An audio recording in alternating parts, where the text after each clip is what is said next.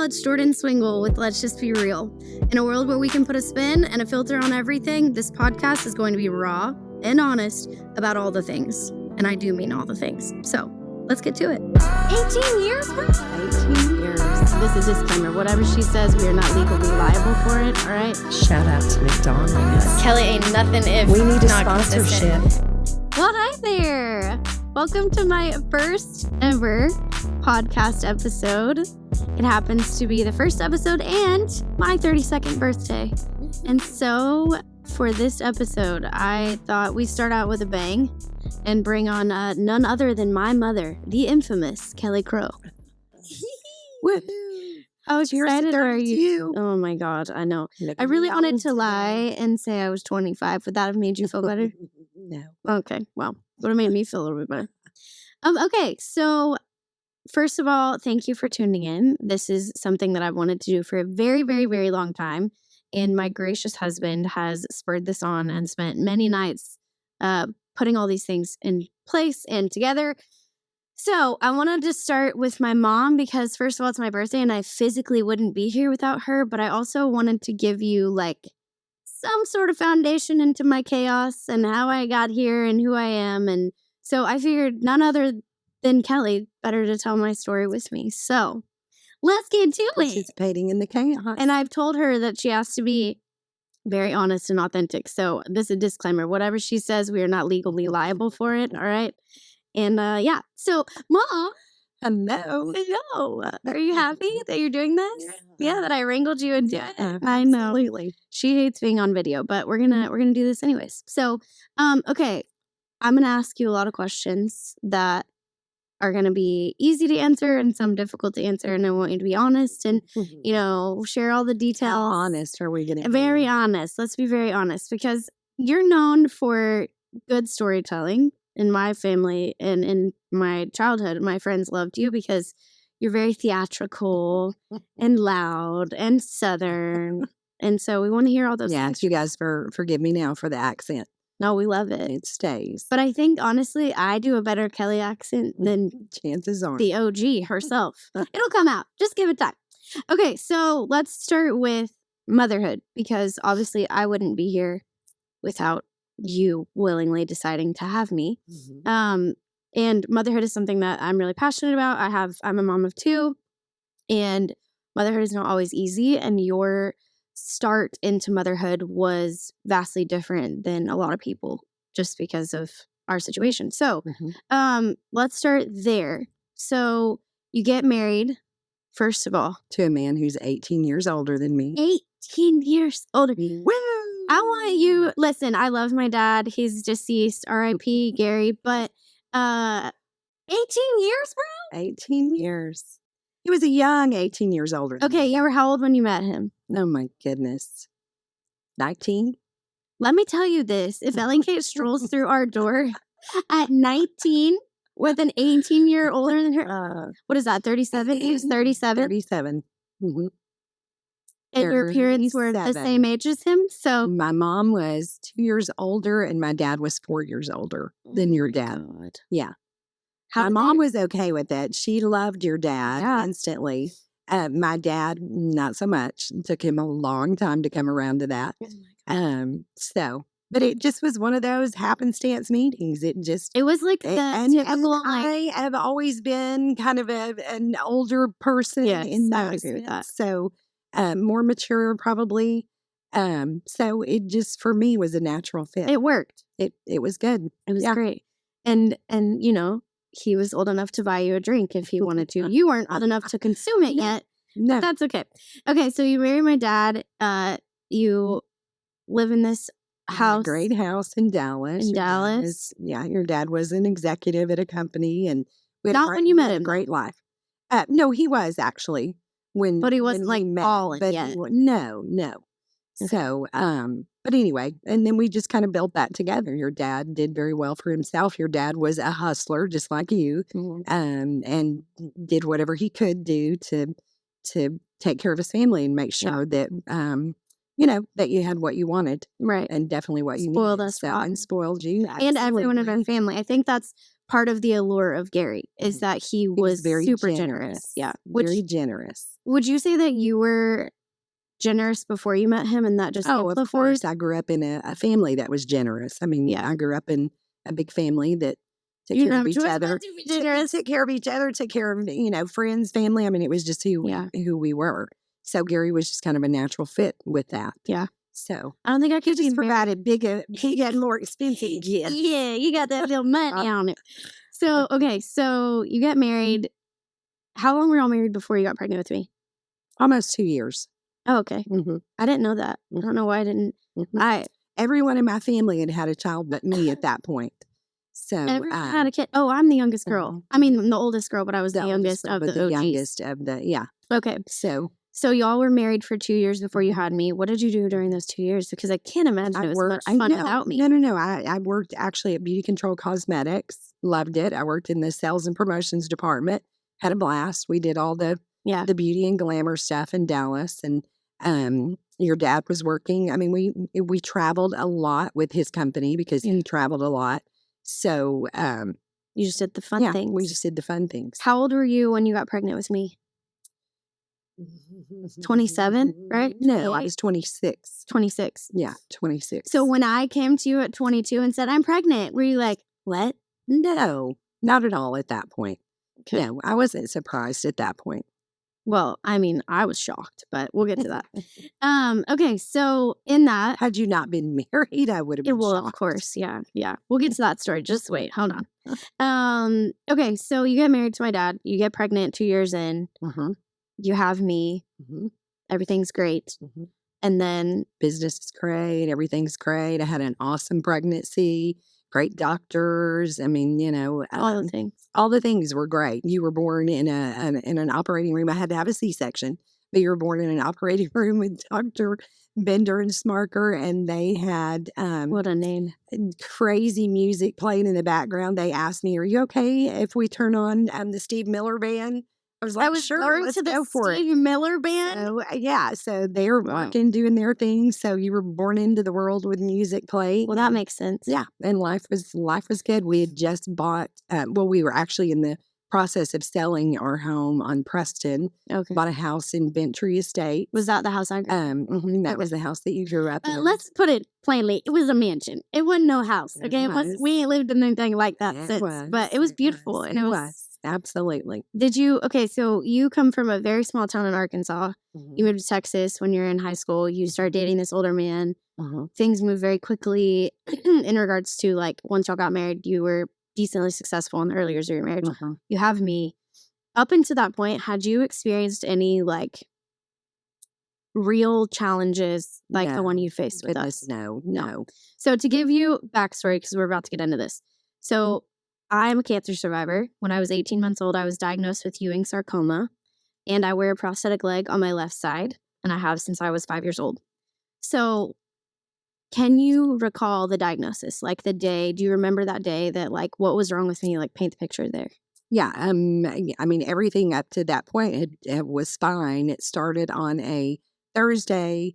You went to Mother's Day out 2 days a week. I had gone back to work at Beauty Control just because I wanted to keep my connections there, and I loved my job there. So I'd gone back 2 days a week to Beauty Control. You went to Mother's Day Out, a little Mother's Day Out program at a church in Dallas.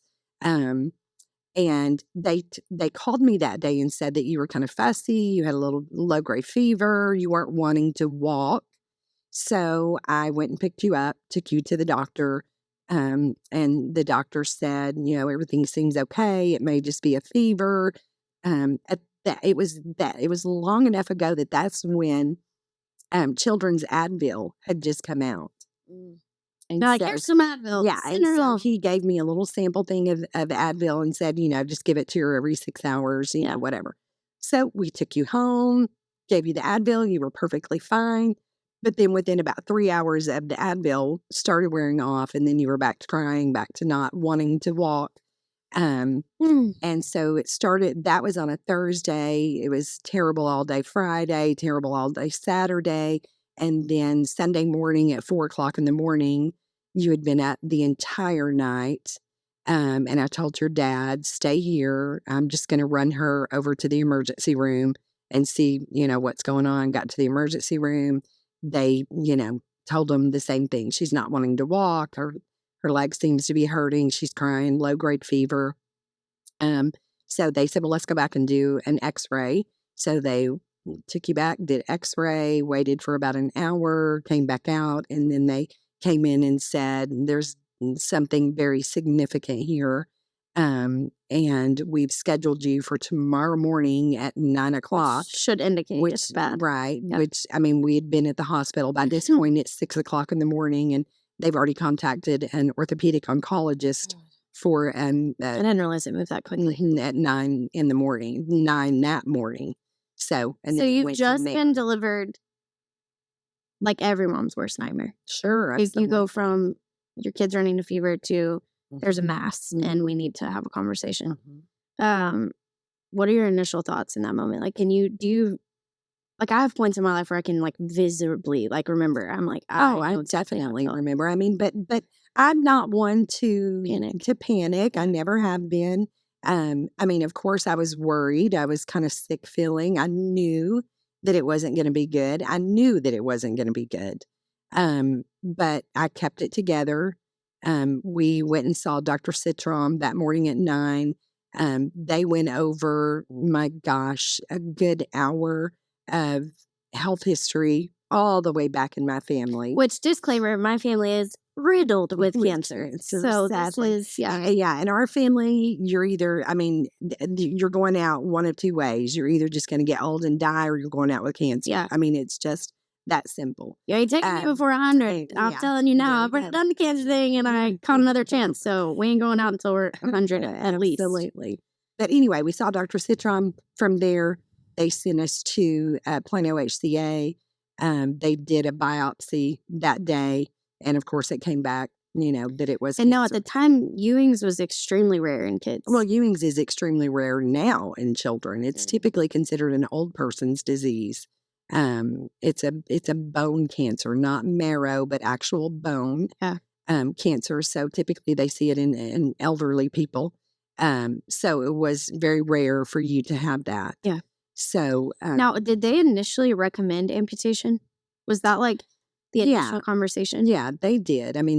That's protocol, to get rid of the area that could potentially lead to more cancer spreading and so on and so forth. And so, but your dad was 100% that we are not amputating her leg. We're going to give her 100, whatever kind of chance we can give her. Yeah.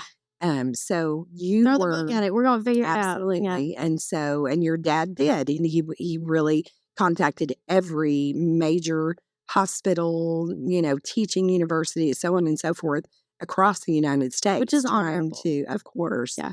Trying to figure out what we needed to do. But damn, if he wouldn't have just cut that leg off. Well, but no, in the end, it was the right decision. Yes. So in the end, it was the right decision to amputate. Yeah. But you guys did go through a lot of trials. In the end, it was the right decision to do all that we could do to offer you the possibility to keep your leg. 100%. Sure. Sure. Okay. Well, I think I fought your dad on it for a long time. Yeah. No, I get that. Because he, I wanted to do what the doctors told us needed to be done. Your dad wanted to do different. And so it was just just the two. But I was okay with, let's follow through with the plan. Right. Let's see. Dr. Citron did a 14-hour surgery on you. Limb salvage is what they called it. You were the first one in the books at your age to ever have it done. It was written up in the journal. Yeah. And so, and that's what we did. Yeah. And you were in a body cast for 6 months. I have very little memory of anything, but I visibly remembered that body cast.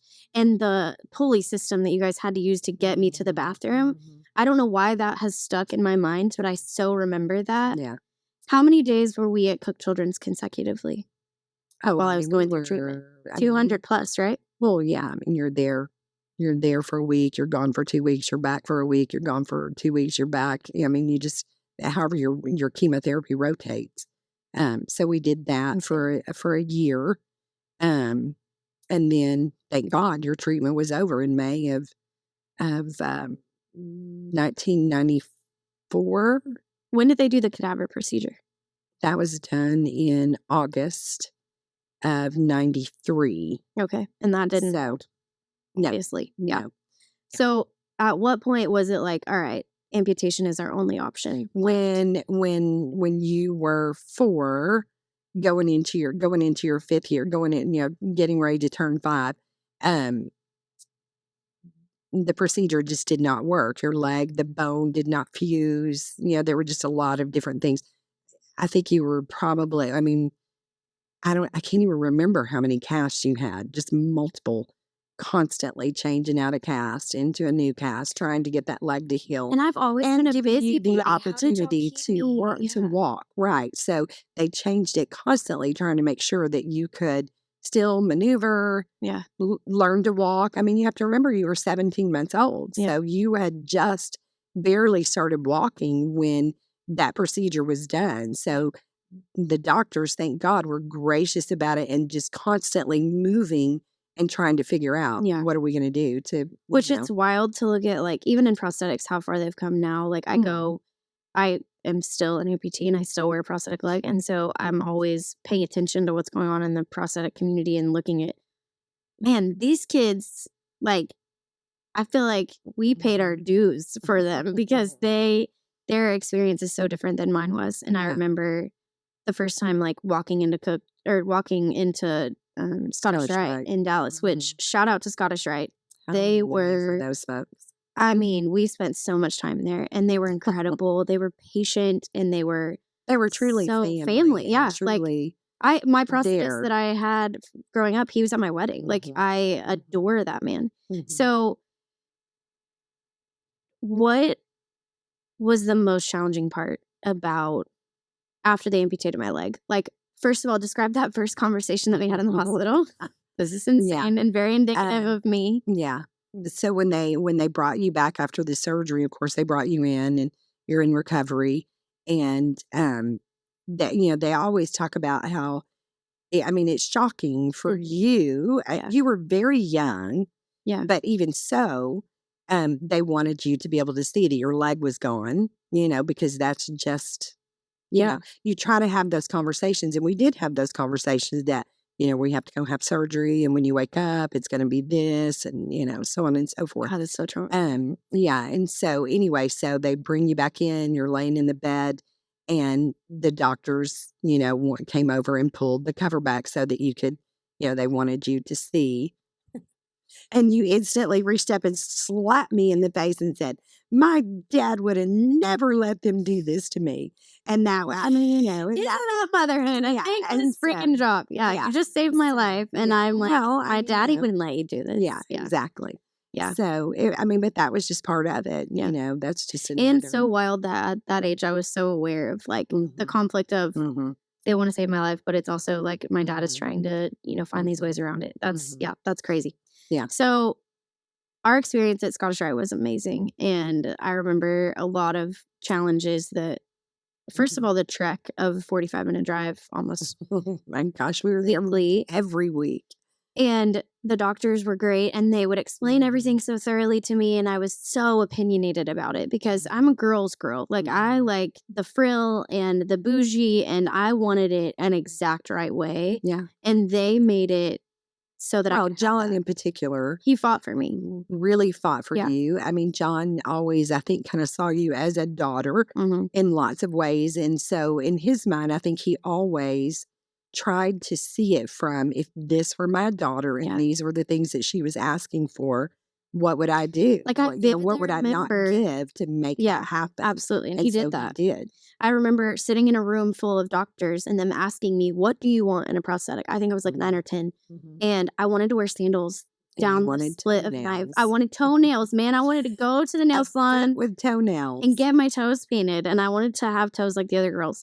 And so they sat with the sketchbook and sketched, and we went back and forth and back and forth. Even at like 9 and 10 years old, I was so hell-bent on, this is what I want, find a way to do it. And John found a way to do it. And now I'm pretty sure that was like the first, I think from what I remember John telling us, is that was the first prosthetic feet that had toes and a split in between the big toe and the other toes. so that you could wear So that you could sandals. wear sandals. Which was such a cool Absolutely. thing. But they were constantly involving me in those conversations, which I loved because I was the one wearing it, right? And Yeah. I was the one that was gonna, I mean, I was so vain about it too. Like, I remember That's also how you know that you are with the right team, 100%. because they are willing to go the extra mile to find whatever they have to do to make your life easier, to make you feel Normal. just the normal part of the crowd like everybody else is. It's true. And that was difficult. Let's talk about that because Ellie's in 2nd grade and we've experienced bullying and things like that. Not to a big degree. Ellie's pretty lovable. But do you have vivid memories of me?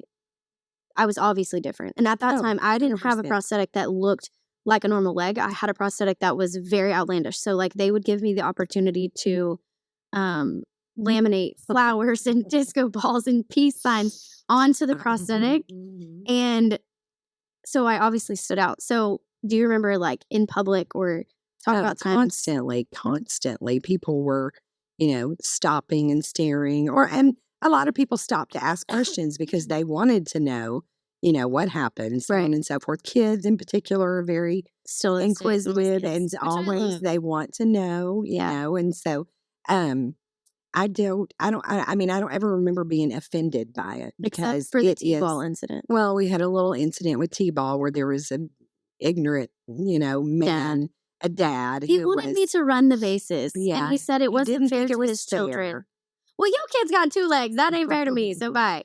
But then if you remember, there was a whole group of men that challenged him and said, we'll meet you in the parking lot. Meet me outside. And they went and got the commissioner and they kicked him out and told him, don't come back. You can sit in your car. Don't come for Kelley, boy. Don't come for Kelley or her kids. Yeah. I love that. Yeah, I think most of the time, what I appreciated about you was that you always drilled it into my head, like, you don't get to sit on the sidelines. You don't get to feel bad for yourself. If you do that to your kids, you're giving them a crutch. I mean, there's no reason for that.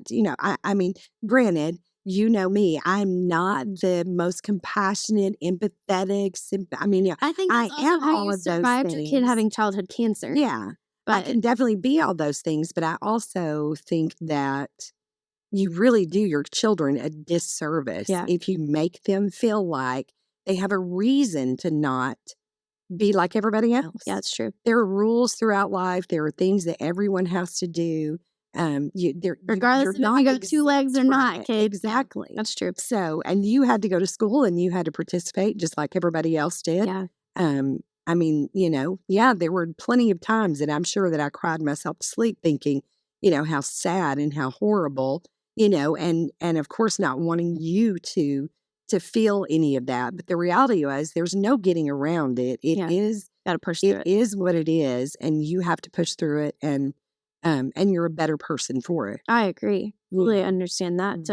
And the people around you were better people for it. To not get to sit on the sidelines with it either. They, our family, our friends, your elementary schools, all of those things, I think were better for it because we all had to go through it at some level with me and grieve it. And what's so weird is I don't think about that often of like how it affected other people in my life to be scared that I wasn't going to make it because the odds were very, very slim of my survival at some point, right? Like it was initially at first. Yeah. And once we got through that scary phase, but like just the grief of like watching somebody that you love. Yeah. I can put myself into like, if like Jenna's kid went through that or one of my best friend's kids was going through that, I would break my freaking heart.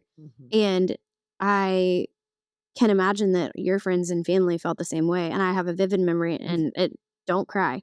But we recently lost my grandfather who was an amazing human being and he was rough and tumble though. And there was one Christmas that I got to come home, or was it Thanksgiving? Thanksgiving. And I was the youngest of the like original 4 grandchildren. And I was the only girl. And at the time, I was going through chemotherapy and I was slick bald. And so my grandfather took all of the boys and said, we're going to shave our heads in solidarity of Jordyn. And that's my favorite story because he went to such a great length to make me feel comfortable. But there were so many people in our lives that did things that were like that I, as a grown-up, I see it. But as a kid, it was just like, It felt normal. And somebody asked me the other day, why do you feel like you can just do anything? Like you just decide you're going to do a podcast and you do it. You just decide you're going to go to real estate, you do it. But I really think it's because everyone championed me my whole life. They're like, oh yeah, you can do this. You just have to push harder. And that was totally your mentality raising me. And I appreciate that as an adult now. I appreciate it because it has made me work hard and made me realize even if I couldn't do something, that God's strength in me was going to sustain me, which is what sustained you.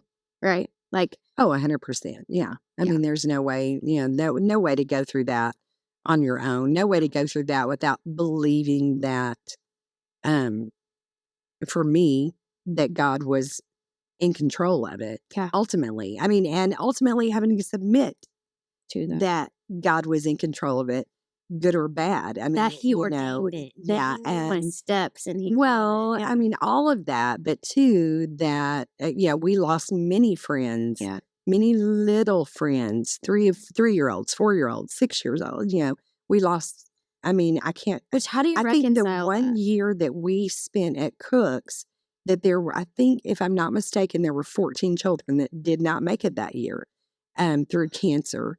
So that in and of itself is, another reason that you don't give up because, all of their parents. You're kind of continuing for those people. Absolutely. Yeah. So how did that, to speak to that, first of all, how do you reconcile that as a believer? It's hard, like, to see the goodness of God in the middle of the darkest season you can walk through. And I mean, and there are some times where you don't see the goodness of God. There are some times where you do really question, why, and how could you let these things happen? To a baby. I mean, that was my initial reaction when you were first diagnosed. Yeah. I will never forget that. It was not pretty. I mean, it was very ugly. I was angry. Yeah.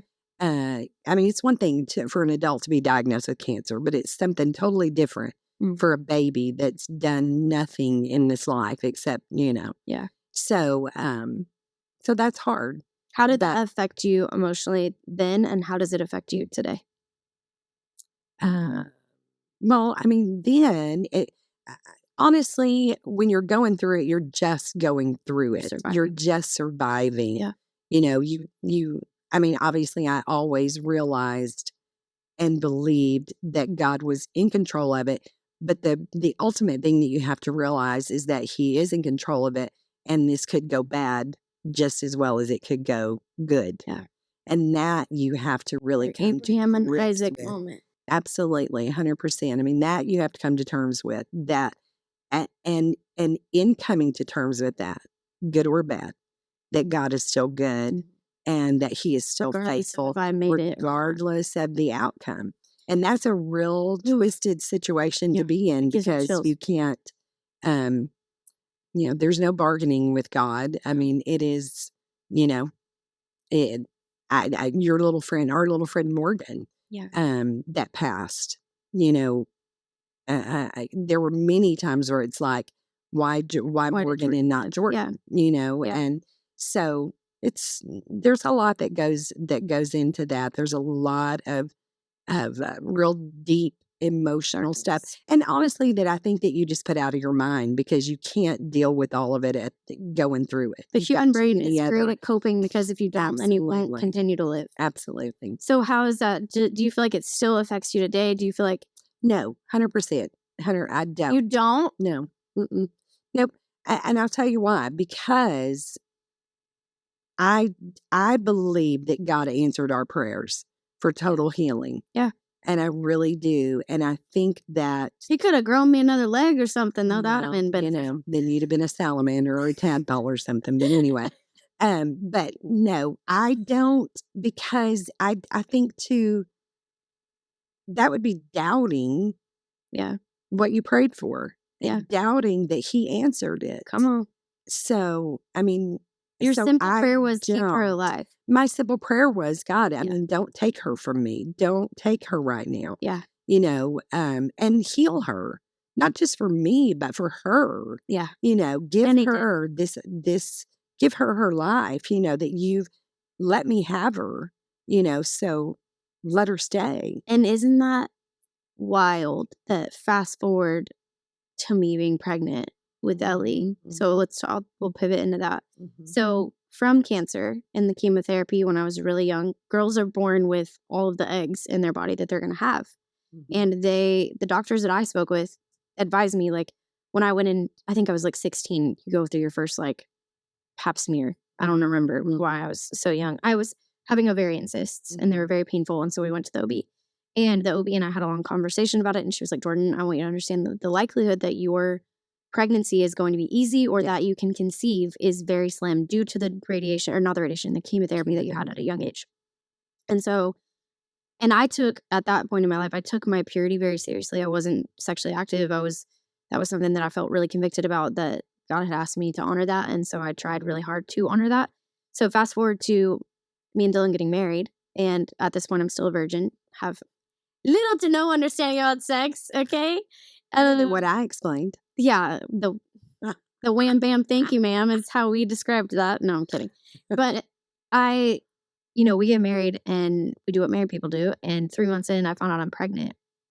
And that really was something that I had kind of written off. Like, I didn't think I'd come to terms with it at such a young age that I was like totally excited to adopt kids and to, find the way. I knew that I was supposed to be a mom. I felt it very deep in my soul that God called me to motherhood, but that it wouldn't come in the way that I thought it did. So we get pregnant with Ellie at 3 months into our marriage, which was insane. And a huge blessing. We were ecstatic because shout out to McDonald's. Oh my God. Kelley ain't nothing if we need a not sponsorship. Consistent. She goes to McDonald's every single day for a Coke and drinks a lot. And it takes her all day long to drink that Coke, which is infuriating to me. But regardless. Okay. So we get pregnant. We tell everyone I'm like 4 seconds pregnant. And I'm like, I'm pregnant. I'm like shouting it from the rooftops because I'm ecstatic. And then we get to like 19 weeks. And I start feeling kind of bad, and we go into the doctor and they're like, hey, something with your heart isn't going right. And I'm like, okay, well, what does that mean? This is my first pregnancy. I've never done this. I've never had a heart condition, like blah, blah, blah. So we go to this doctor and they do a bunch of tests and they come in, and I just will never forget, his bedside manner was trash. But he sat down and he goes, Jordyn, mind you, paint the picture. There's a monitor that they're actively monitoring her, and I'm watching her kick her legs and move around and roll and all the things. And the doctor comes in and he looks at me and says, Jordyn, your heart's not going to handle this. We think that you have pulmonary hypertension. And if you continue in this pregnancy, it will likely kill you and the baby. We have to medically advise you to abort this child. Very similar to the moment of you basically surrendering me to the Lord and saying, like, I'm begging you to let her live. I remember so clearly driving home that day. And I remember in that conversation looking at the doctor with tears in my eyes and saying, figure it out.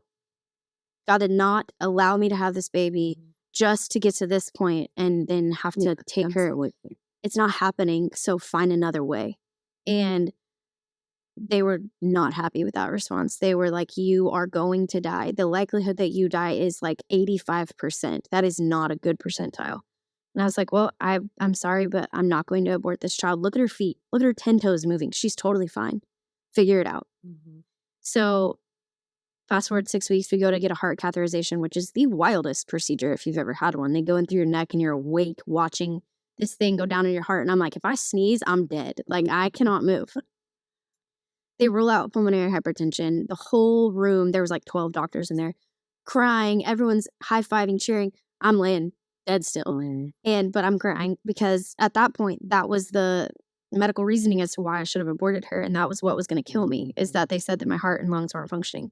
So we get to 41 weeks with Ellie, which was a huge victory. I was massive.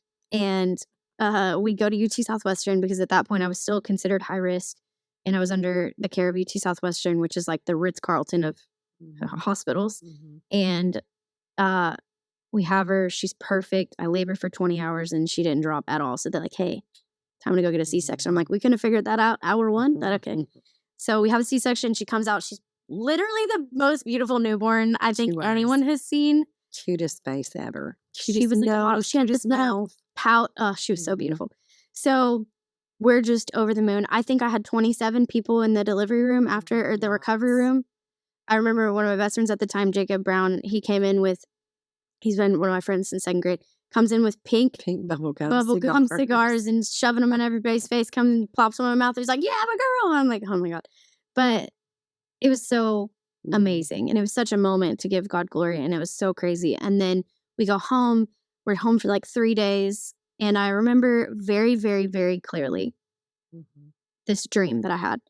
It was in the middle of the day and we laid down to take a nap. And I laid down and I was having a hard time breathing, but I thought, like, they said, you know, when you have a C-section, you need to cough, you need to breathe certain ways and blah, blah, blah. So I was thinking maybe I was getting a cold or something. And I lay down and I can't breathe. And I have this dream where it's the wildest thing ever. I'm dying. And in this dream, God says to me, it's time to come home. And I say, no, no, no, no, no. Please show me a point in my life that, like, I can make it to, and then you can take me. And I have this vision of Dylan in the water. I don't know if I've ever told you this. Dylan in the water with these 2 kids at a beach. And they're jumping in the water and they're playing in the sand and it's awesome. And they're running into the ocean. And I say, okay, God, get me to that point and then you can take me. And I feel this like wham hit my chest. And I sit up straight and I'm like, what was that? That is so wild. And I realize that I'm not breathing. I can't breathe. And I'm coughing very short, shallow, like really quick coughs. Yeah. I'm like, we need to call the doctor. So we call the doctor and she's like, you need to come in now. I come in and she takes one look at me and she says, Jordyn, you're in heart failure. You need to go to the hospital right now. And it felt like every ounce of the world was coming down around me and I was terrified. And so we go to the hospital. They wouldn't let Ellie come in. Initially, they were like, she can't come in here. There's not like a labor. We weren't in labor and delivery. And I looked at the doctor and I said, I will die before you separate my child from me. Like, figure it out. Put her in the room with me. So they end up bringing up one of the little NICU beds. Yeah.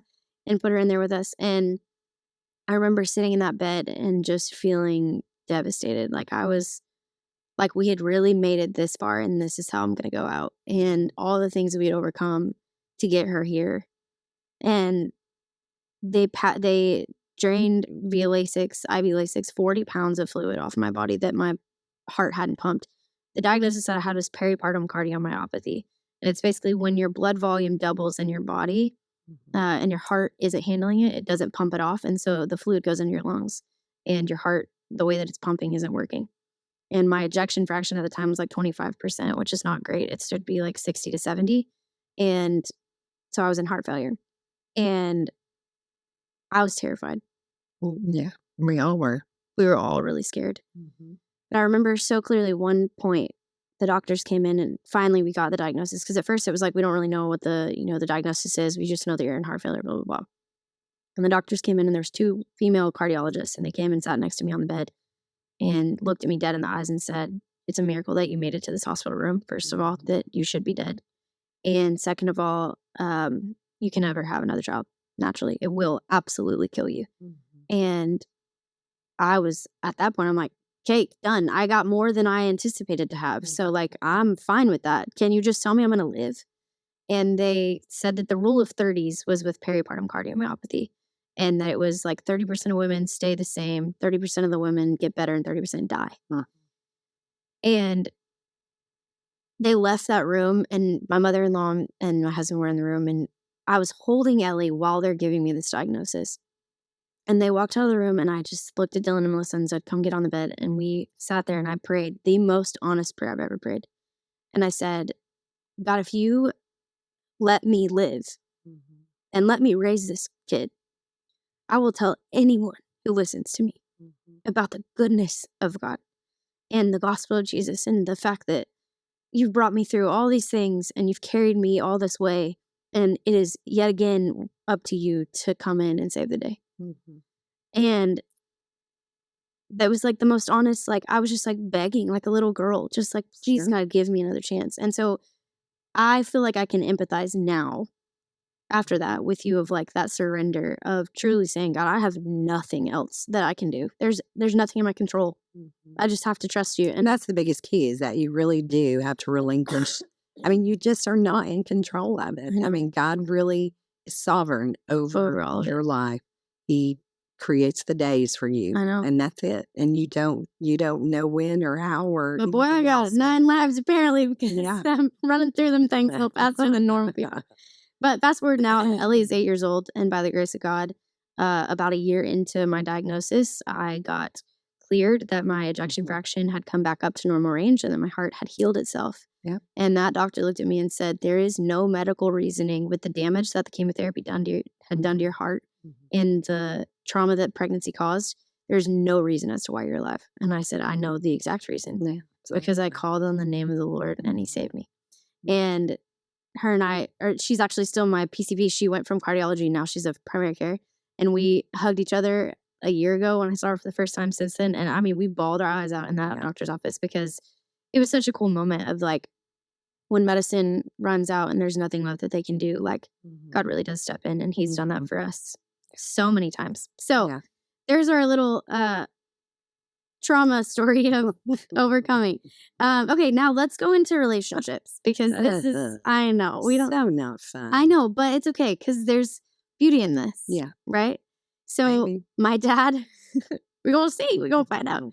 So cancer has a way of wreaking havoc on marriage. Oh, yeah. Like when you go through, when you start cancer treatment at Cook's in particular, I can only speak to Cook's because that's where we did ours. But when you start cancer treatment, they send in a social worker because they understand how what you're about to go through. What you're fixing to go through. So they send it a social worker to, just kind of start talking to you about, if you have needs, if you, so on and so forth. Just everything that's going to go on. Your life is going to be completely turned upside down and interrupted in ways that you can't even imagine. And so we had a social worker that came in, and honestly, we were almost offended by it. It was like, how dare you? I mean, why are you talking to me? I don't, We're happily married. Yeah, exactly. So, but the reality is, yes, it definitely takes a toll. And I mean, honestly, I still believe it to this day.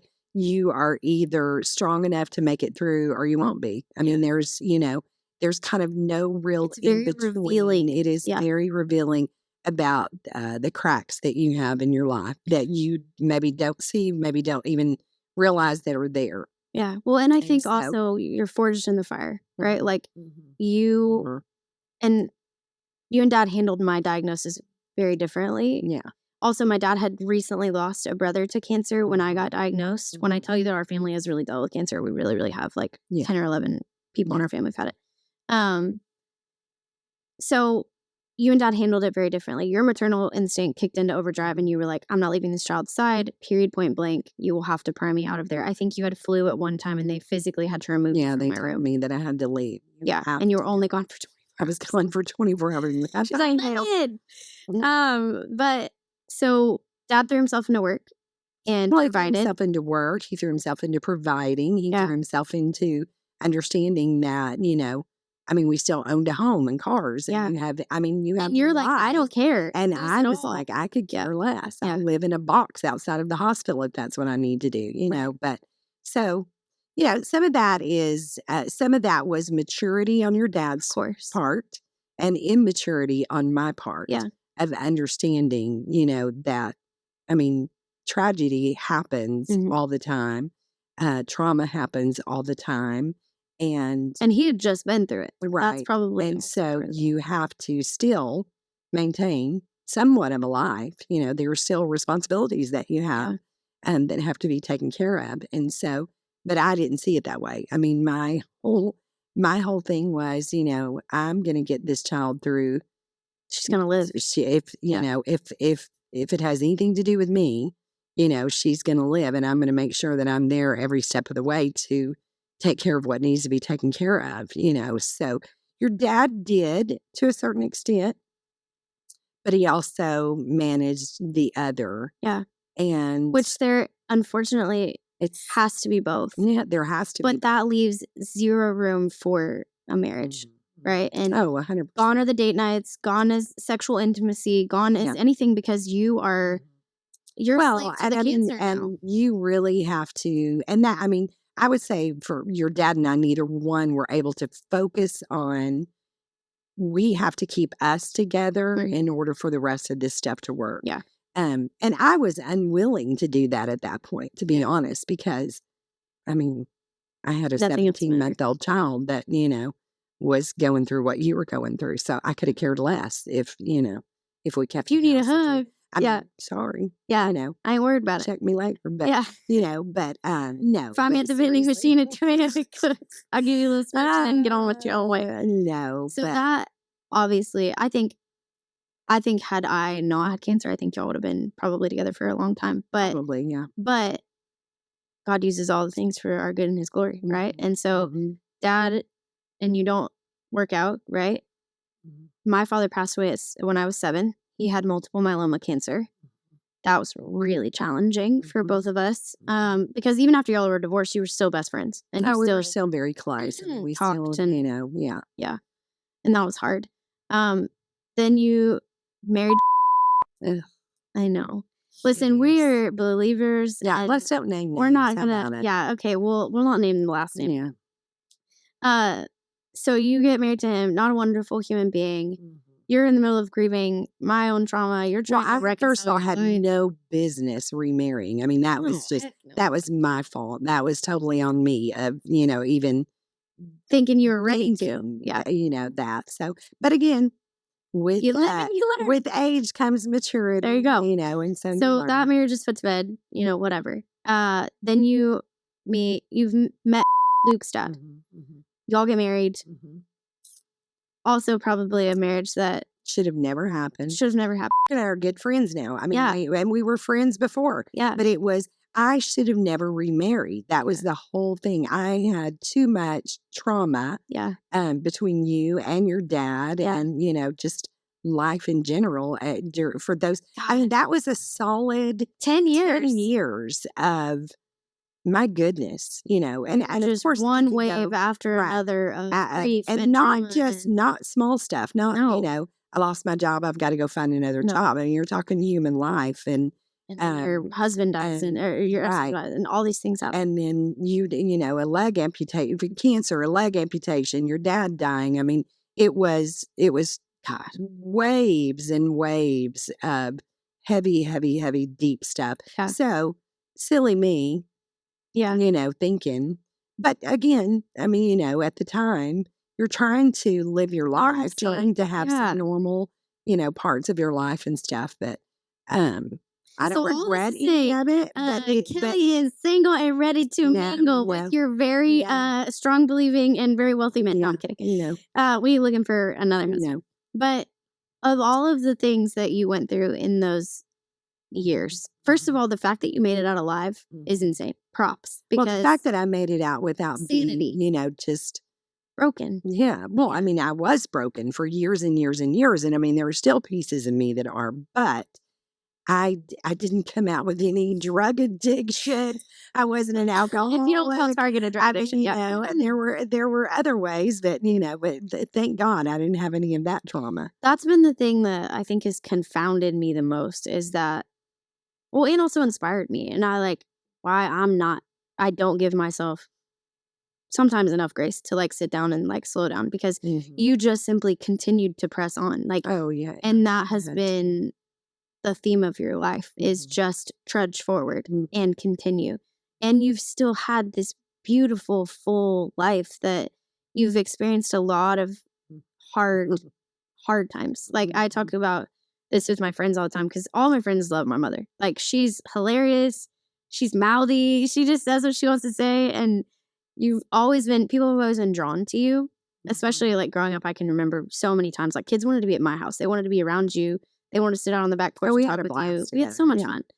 But to me, sometimes it's hard, because I love you. You deserved more a lot of times than what you were given. But you rarely have pitied yourself. There's been very few times in my life where I recognize and my mom's really down on herself right now. It's really hard for her to push. Very, very few times really that I have literally stomped my feet and just said, no. Yeah. No more. I'm done. I'm sick of it. I'm done with it. Or pitiful me. Yeah. Because truthfully, I mean, where does that get you? Nowhere. It just holds you, captive. Yeah. And, I mean, I would say that my life has been, for real, when we talk about, I posted something the other day about, mountaintop or valley. Mhm. I've been in the valley of the shadow of death. I mean, my gosh, for Longer than normal, probably. I probably was. I mean, you could probably consider me to be one of the first original Israelites because, I mean, you want to talk about desert. You just been wandering. I have been wandering. So, but honestly, I mean, there's there's a whole big part of me that understands in that sense that God knows that I have a huge, strong personality and that I'm keep pretty you humble. Yes, keep me a little bit humble Because we tend to like to do things on our own. Well, of course, that's what I was going to say because I will just trudge through it and get to the other side of it. However, and that's not always, that's Sometimes definitely not not with the advisable obedience. because that does tend to lead to, yeah. And so anyway, so God keeps me where I am because it keeps me with Him. Yeah. Instead of depending on me. Yeah. I've done it that way too. Yeah. And then I've paid dearly for it. Yes. And so. But you still had so many moments where, like, my favorite thing is when you laugh so hard that you have to cross your legs because you're going to pee your pants. because I'm going to pee my pants. Like, you're welcome for that. Age, women. Yes. But you have so many moments in your life that I look back on and I think, man, she was so much fun growing up. Like, we had a blast together. We have a lot of fun. We also grieved together. We walked through the muck together. Sure, we did. We were fought probably like cats and dogs at points, so we did. You were awesome until you were 17. Then I wanted you to get lost until you're about 25. There you go. Because and then at that point, you knew everything. I knew everything. Oh, you couldn't tell me nothing. Yeah. So, thank God I've gotten past that. But yeah, I think there's still days. No, I'm sometimes. Sometimes I am my father's daughter. Yeah. But no, I think that you've been able to not tied up with a pretty bow because nothing about our family has been tied up in a pretty bow. Truly not. But at least to step back and say, I've tasted and seen the goodness of the Lord, even in the middle of, oof, I made a bad decision and God needs to pull me out of it again, or whatever it may be. Like, you've always been able to turn around and say, okay, yeah, I did that, or yes, this happened to us, but I still have what I need. And we've always had what we need. And you're the most generous human being. Sometimes I think even to a fault. Like, we would be, I remember so clearly, one of my friends needed money. I literally just said this the other day to somebody. And one of my good friends had a warrant out for his arrest. And it wasn't deserved. It was a parking ticket or something that had gone and he didn't have the money to pay it. And at the time, you and I, we didn't have any money. I mean, my dad was rich, but when he passed, that money was gone. And so we really, you worked your freaking butt off for anything that we had. And even then, we weren't living lavish, But I still remember him needing like $600 and you gave it to him. And I know that at the time that was a lot. Yeah. It was a lot of money. So he was a good kid. And he was a good kid. He needed help. Yeah. But you've always been generous. You've always set an example for me and Luke that, even if life knocks you down, like, you get back up and you continue to praise God and you continue, even if you are in the midst of that valley, that there's goodness to be had. And I appreciate that. I appreciate it a lot. Okay. Enough hard stuff. Let's talk about some fun. What's your greatest achievement? And I read that and I was like, I don't have a clue. I don't really have a greatest achievement yet. You don't yet. I love that. Yet, because you ain't dead. You still have lots of things. I mean, my children are obviously, and getting my children to where they are. I've got great kids. Yeah. I haven't. I mean, when I tell you, I spent years on my knees at the altar in our old church praying, God, please, help me to raise them. Because I don't have it. I do not have it to. And who wrote the book? I don't have it to have a kid who's got issues and is going to deal me hell. I don't. Yeah. And so, I mean, thank God, he was gracious. Yeah. Through that. I think we dealt you a little hell, but not of course, anything. But nothing that couldn't be, rectified. Right. Exactly. I think the culture would be like, oh, your kids aren't an achievement. But I think you have spent the majority of your life, blood, sweat, and tears for us. I think that I think achievement is just something, for me, an achievement for me was for my kids to be kind, loving towards others, giving towards others, loving Jesus first and foremost, period, end of discussion. So, I mean, if you just graded on that, then that's A win. That's a win for me, and that's an an and that's only achievement. that's And so, eternal. absolutely, and the rest of it just simply If I doesn't can look at the matter. list in my head of like things that I've achieved and all that stuff, like Mhm. really very little of it is eternal, Yeah, right? And my very kids little will of be it. the thing. Yeah. My relationships. And will I be the know thing that that both will you and last. Luke are. I know that you're good to your core. Yeah. We're all sinners. Yeah. But what I'm saying is, I know that you have good hearts and that your intentions towards others Are good. and that makes me Yeah. very, very happy. Yeah. Yeah. I love that. So, That's a great story. That's a Mhm. great achievement, and Yeah. I am a direct beneficiary of that achievement, so I appreciate that. Okay. What has been your favorite part about our relationship as adults? Because I think it's definitely shifted, even in the last like 3 years. I think we've That we love hit a Biggie. stride. That we love Biggie, baby. Some of y'all are raised on like Kids Bop and stuff. Your girl was raised on Celine Dion, Whitney Houston, Biggie Smalls. I mean, yeah, I love was music. cultured. I love music of all kinds. Yeah. Not just, Yeah. Christian contemporary. I No. love everything. So, Biggie's gonna be in heaven with us. I just have to believe it. my Lord. kids were raised in a household where all that music was played. Yeah. Now, Some of it was good. some of it was probably not the greatest, but we did talk about it, and we don't live We our didn't lives say that those way. words. But every once in a while, it's kind of, it's kind of fun to just kind of. And if you've ever been to a wedding with Kelley or like a dance floor, she breaks it down. Love to dance. Vanilla Ice, every word to Exactly. I mean, Fun times like that. I think that's the most fun that I've had with you and Luke is just doing things like that. Yeah. Just being silly and things. And I feel like we're and best singing friends and- now. You're still my mom, and Yeah. I still seek advice from No, you. we're but not best friends yet. we're best friends, We're close. whether you like it or not. You're my best friend. I'm joking. Yeah, but I think that there's so many things that I want to do with Ellie that you did with me that like you tried so hard to not let everything consume us that was going on around us. Yeah. And Ellie's life is very different than mine was. I mean, my dad wasn't there, and Ellie has a very present father. And Thank you, Dylan. Shout out to Pickle, because we call him Pickle because Dylan, Dill Pickle, and then we just shorten it to Pickle. So if I ever say Pickle, that's what I'm talking about. But no, Dylan is our saving grace. Yeah. He's been It's a godsend for sure. for real. And Lord, did we dodge some daggum bullets and land on the prince that he is. But there's so many differences in our upbringing and our childhood and things 100%. that opportunities that she had that you and I just literally didn't have because we didn't have it, right? Because when you're a single mom, things are just different.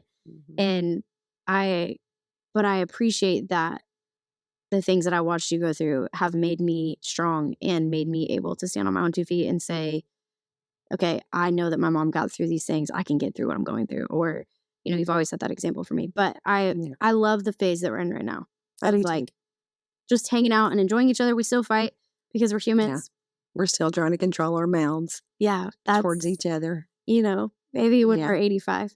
Yeah. But you really are my best friend, and I look up to you so much, and I thank you from the bottom of my heart that you put in the work and that you were always in my corner and telling me not to give up, because I feel like I'm at where I'm at in my life right now because of you and Jesus, but a lot of you. Yeah. So, and I love you. Okay, well, we've talked about a lot, and this will not be the last podcast that Kelley's on. This will definitely be the heaviest one that she's on, because the next time we're singing. Yeah. Oh God, no. We're gonna tell all the stories.